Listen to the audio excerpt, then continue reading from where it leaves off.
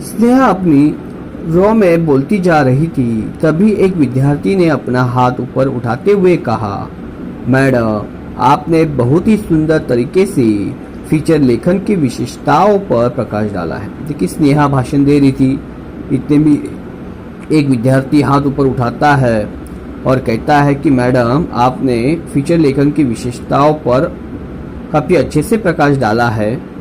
अच्छा, तो आप लोगों को अब पता चला, आपका और कोई प्रश्न है? स्नेहा ने उसे आश्वस्त करते हुए पूछा। तो आप अब लोग को फीचर लेखन की विशेषता पता चल गई है। अब आपके मन में अगर कोई सवाल है, कोई प्रश्न है फीचर लेखन को लेकर, तो आप पूछ सकते हैं। मैडम, मेरा प्रश्न यह है कि फीचर किन किन विषयों पर लिखा जाता है और फीचर के कितने प्रकार हैं? देखिए, वो लड़का सवाल पूछता है कि फीचर किन किन विषयों पर लिखा जाता है और इसके प्रकार कितने हैं। बहुत अच्छा। देखिए, फीचर किसी विशेष घटना, व्यक्ति, जीव जंतु, तीज त्योहार, दिन, स्थान, प्रकृति, परिवेश से संबंधित व्यक्तिगत अनुभूतियों पर आधारित आलेख होता है। देखिए, यहाँ पर फीचर लेखन के विषय बताए हैं उन्होंने कि किसी व्यक्ति पर, किसी घटना पर, जीव जंतु पर, तीज त्योहार पर, दिन या स्थान, प्रकृति, परिवेश या फिर व्यक्तिगत अनुभूतियों पर आप आलेख या फीचर लेखन लिख सकते हैं।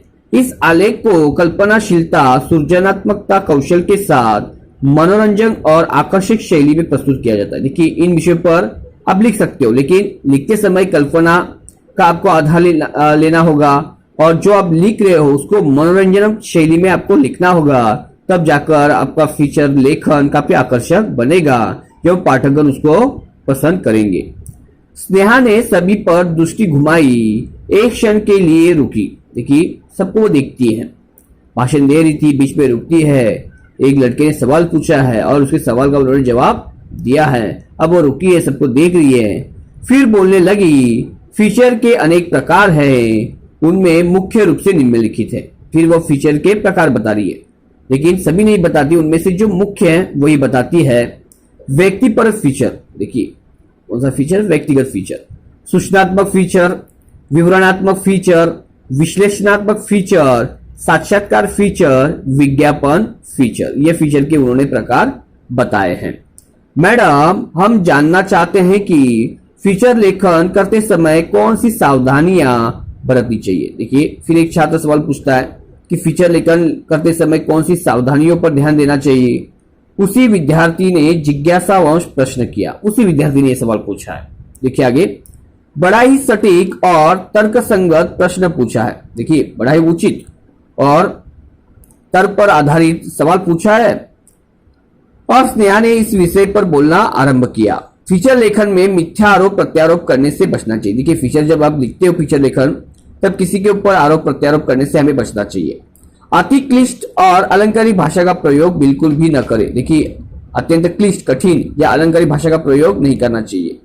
झूठे तथ्यात्मक आंकड़े, प्रसंग अथवा घटनाओं का उल्लेख करना उचित नहीं है। देखिए, अगर आपको पता है तो ठीक है, अगर आंकड़े पता नहीं है तो देखिए झूठे आंकड़े देना वहां पर उचित नहीं रहेगा। फीचर अति नाटकीयता से परिपूर्ण नहीं होना चाहिए। देखिए, फीचर नाटकीयता, देखिए कल्पना को वहां पर स्थान है, लेकिन नाटकीयता को बिल्कुल स्थान नहीं है। फीचर लेखन में अति कल्पनाओं और हवाई बातों को स्थान देने से बचना चाहिए। देखिए, फीचर लेखन में कल्पना का आपको सहारा लेना है, लेकिन ज्यादा ही अति कल्पना या हवाई बातों का वहां पर कोई स्थान नहीं देना चाहिए। इन सभी सावधानियों को ध्यान में रखेंगे तो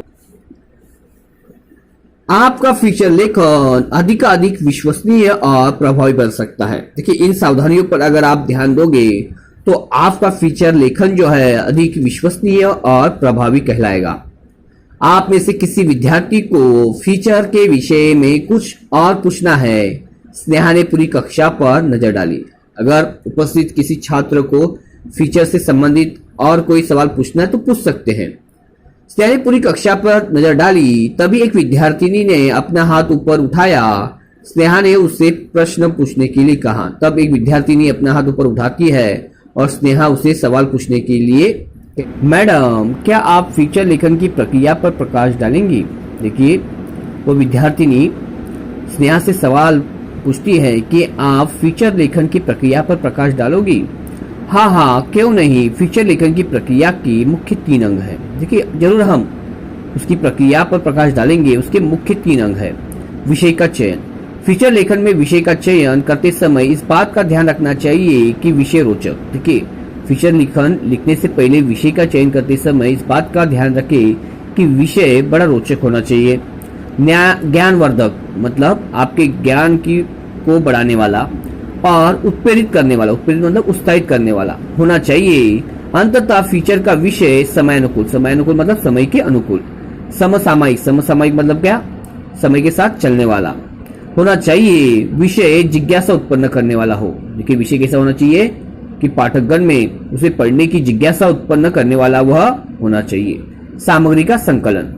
फीचर लेखन में विषय संबंधी सामग्री का संकलन करना महत्वपूर्ण अंग है। अब देखिए आपने विषय का चयन किया है, लेकिन विषय से संबंधित सामग्री को आपको इकट्ठा करना होगा। उचित जानकारी और अनुभव के अभाव में लिखा गया फीचर नीरस सिद्ध हो सकता है। देखिए अगर आपके पास अच्छी जानकारी नहीं है, आपको अनुभव नहीं है फीचर लेखन का, और ऐसे में अगर आप फीचर लिखते हो तो वह नीरस सिद्ध हो सकता है। विषय से संबंधित उपलब्ध पुस्तकों, पत्र पत्रिकाओं से सामग्री जुटाने के अलावा बहुत सी सामग्री लोगों से मिलकर कई स्थानों पर जाकर जुटानी पड़ती है। देखिए विषय से संबंधित जो जानकारी है वो कई पुस्तकों में या पत्र पत्रिकाओं में मिल सकती है, तो कुछ सामग्री इकट्ठा करने के लिए आपको बहुत से लोगों से मिलना होगा, कई स्थानों पर आपको जाना पड़ सकता है। फीचर योजना। फीचर लिखने से पहले फीचर का एक योजनाबद्ध ढांचा बनाना चाहिए। देखिए फीचर लिखने से पहले उसका एक योजना, उसका एक क्रम, एक ढांचा, एक स्वरूप आपको बनाना होगा, तब जाकर आप सफल फीचर लेखन कर सकते हैं। आपने इस मंतव्य के साथ स्नेहा विद्यार्थियों की जिज्ञासा देख चाह रही थी। देखिए अपने इस विचार के साथ स्नेहा विद्यार्थियों के बीच में जो जिज्ञासा थी उसको देखना चाहती थी। तभी एक विद्यार्थी का ऊपर उठा हुआ हाथ स्नेहा को दिखाई दिया। देखिए फिर एक विद्यार्थी अपना हाथ ऊपर उठाता है जो स्नेहा से सवाल पूछना चाहता है। स्नेहा ने उसे प्रश्न पूछने के लिए कहा। स्नेहा फिर से उनको प्रश्न पूछने के लिए कहती है, फीचर लेखन के कितने सोपान अथवा चरण होते हैं जिनके आधार पर फीचर लिखा जाता है। देखिए वह लड़का स्नेहा से सवाल पूछता है कि फीचर लेखन के कितने सोपान है, कितनी सीढ़ियां है जिसके आधार पर फीचर लेखन लिखा जाता है। विद्यार्थी ने प्रश्न किया, अरे वाह कितनी रुचि रखते हैं आप लोग फीचर में। देखिए स्नेहा खुश होती है, प्रसन्न होती है उनका ये सवाल सुनकर। वो कहती है कि आप लोग फीचर लेखन में कितनी रुचि रखते हैं। चलिए मुझे लगता है आपका यह प्रश्न भी विषय की दृष्टि से बहुत महत्व रखता है। आपका यह सवाल भी विषय की दृष्टि से क्या है, काफी महत्वपूर्ण है। स्नेहा ने फीचर लेखन के चरणों पर बोलना शुरू किया। अब देखिए स्नेहा फीचर लेखन के चरणों पर बोलना शुरू करती है, जिनमें 4 सोपान अथवा चरणों के आधार पर फीचर लिखा जाता है। देखिए फीचर लेखन के 4 महत्वपूर्ण सोपान है। उसमें से पहला है प्रस्तावना। प्रस्तावना में फीचर के विषय का संक्षिप्त परिचय होता है। देखिए जिस विषय पर आप फीचर लेखन लिख रहे हैं उसमें प्रस्तावना काफी मायने रखती है, महत्वपूर्ण है। उसमें विषय का परिचय दिया होता है, संक्षिप्त परिचय। यह परिचय आकर्षक और विषयानुकूल होना चाहिए। देखिए आपका यह परिचय कैसा होना चाहिए, आकर्षक और विषय से जुड़ा हुआ होना चाहिए। इसमें पाठकों के मन में फीचर पढ़ने की जिज्ञासा जागरूक होती है और पाठक अंत तक फीचर से जुड़ा रहता है। देखिए यह प्रस्तावना पढ़ने से पाठकगण के मन में फीचर को पढ़ने की जिज्ञासा उत्पन्न होती है और पाठकगण अंत तक फीचर को क्या करते हैं, पढ़ते हैं। विवरण अथवा मुख्य कलेवर। फीचर में विवरण का महत्वपूर्ण स्थान है। देखिए फीचर में विवरण का काफ़ी महत्वपूर्ण स्थान है, क्योंकि प्रस्तावना के बाद पाठकगण विवरण को ही पढ़ने वाले हैं। फीचर में लेखक स्वयं के अनुभव। देखिए फीचर में लेखक क्या करता है, स्वयं के अनुभव, लोगों से प्राप्त जानकारी और विषय की क्रमबद्धता। देखिए फीचर में लेखक जो है खुद के अनुभव, लोगों से प्राप्त जानकारी या किताबों से या पत्रिकाओं से प्राप्त जानकारी को इकट्ठा करता है और उसको क्रमबद्धता, क्रम के अनुसार उसको सजाता है। रोचकता के साथ साथ संतुलित तथा आकर्षक शब्दों में पिरोकर, देखिए रोचकता मतलब आकर्षकता के साथ उसको देखिए संतुलित शब्दों में उसको पिरोता है, एक क्रम में उसको रखता है ताकि पाठकगण में आकर्षण या फिर रोचकता बनी रहे। पाठकों के सम्मुख रखता है जिससे फीचर पढ़ने वाले को ज्ञान और अनुभव से संपन्न कर दे, ताकि जो भी फीचर को पढ़ेगा उसको ज्ञान और अनुभव की प्राप्ति हो। उपसंहार, यह अनुच्छेद संपूर्ण फीचर का सार अथवा निचोड़ होता है। देखिए पूरा जो फीचर लेखन है उसका जो ये सार है वह होता है उपसंहार। इसमें फीचर लेखक फीचर का निष्कर्ष भी प्रस्तुत कर सकता है। देखिए इसमें उपसंहार में फीचर लेखक जो है उसमें उसका निष्कर्ष भी रख सकता है या प्रस्तुत कर सकता है, अथवा कुछ अनुत्तरित प्रश्न पाठकों के ऊपर भी छोड़ सकता है। या कुछ ऐसे सवाल है इनका जवाब उनको पाठकों से चाहिए, ऐसे सवाल भी वहाँ पर वह रख सकते हैं। उपसंहार ऐसा होना चाहिए जिससे विषय से संबंधित पाठकों को ज्ञान भी मिल जाए और उसकी जिज्ञासा भी बनी रहे। देखिए उपसंहार ऐसा होना चाहिए जिससे पाठकों को विषय से संबंधित ज्ञान भी मिले और उनमें जिज्ञासा भी बनी रहे। शीर्षक, विषय का औचित्यपूर्ण शीर्षक फीचर की आत्मा है। देखिए जो विषय है इस विषय से संबंधित उसका शीर्षक भी होना बहुत जरूरी है। शीर्षक संक्षिप्त, रोचक और जिज्ञासावर्धक होना चाहिए। देखिए शीर्षक संक्षिप्त हो, आकर्षक हो और देखिए पाठकगण के ज्ञान को बढ़ाने वाला होना चाहिए। नवीनता, आकर्षकता और ज्ञान वृद्धि उत्तम शीर्षक के गुण हैं। देखिए उत्तम शीर्षक के गुण कौन से हैं? नवीनता, नयापन, आकर्षकता और ज्ञान वृद्धि, यह एक उत्तम शीर्षक के गुण होते हैं। आपने फीचर पर मेरा व्याख्यान ध्यानपूर्वक सुना, मुझे लगता है आपकी शंकाओं का समाधान हो गया। देखिए आप सभी छात्रों ने मेरा व्याख्यान जो है वो ध्यानपूर्वक सुना है। ऐसा लगता है कि आपके मन में फीचर लेखन को लेकर जो शंकाएं थे, जो प्रश्न थे, संदेह थे, उनका समाधान हो गया है। इसीलिए मैं आप सभी को हृदय से धन्यवाद देती हूँ। इसलिए देखिए स्नेहा सभी बच्चों को कहती है कि आप लोगों ने काफ़ी ध्यान से सुना। ऐसा लगता है कि फीचर लेखन को लेकर आपके मन में जो सवाल थे, जो संदेह थे, उन सभी के सवालों के जवाब आपको मिल गए हैं। इसलिए मैं आपको हृदय से धन्यवाद कहती हूँ। कहकर स्नेहा कुर्सी में बैठ गई। हाल विद्यार्थियों की तालियों से गूंज उठा। और इतना कहकर वो कुर्सी में बैठते हैं और हॉल में देखी तालियों की आवाज़, गूंजने की आवाज़ सुनाई देती है। मैडम कहाँ खो गई हैं आप? एक पत्रकार ने स्नेहा की ओर गुलदस्ता बढ़ाते हुए कहा। फिर वह वर्तमान में लौटकर आती हैं। एक पत्रकार आए हुए हैं, फूलों का गुलदस्ता उनकी ओर बढ़ाते हुए कहते हैं कि मैडम आपका ध्यान कहाँ है? जी। स्नेहा चौंक उठी। देखा तो सामने एक जाना माना पत्रकार था। देखिए स्नेहा चौंक उठती है, चकित होती है, देखती है तो सामने एक जाना माना पत्रकार था।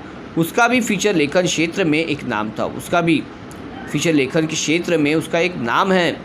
अरे आप भी तो एक विख्यात फीचर लेखक है। देखिए वो कहती है कि आप भी एक विख्यात प्रसिद्ध फीचर लेखक है। स्नेहा ने गुलदस्ता स्वीकारते हुए कहा। स्नेहा गुलदस्ता स्वीकार करती है और कहती है, मेरे विख्यात फीचर लेखक होने में आपका बहुत बड़ा योगदान है। देखिए वो पत्रकार महोदय कहते हैं कि हम भी देखिए एक विख्यात प्रसिद्ध फीचर लेखक हैं, लेकिन इसमें आपका बड़ा योगदान है। पत्रकार ने कहा, मेरा योगदान वह कैसे? स्नेहा ने कुतूहल से पूछा। देखिए मेरा योगदान कैसे? स्नेहा आश्चर्य से उनसे पूछती है।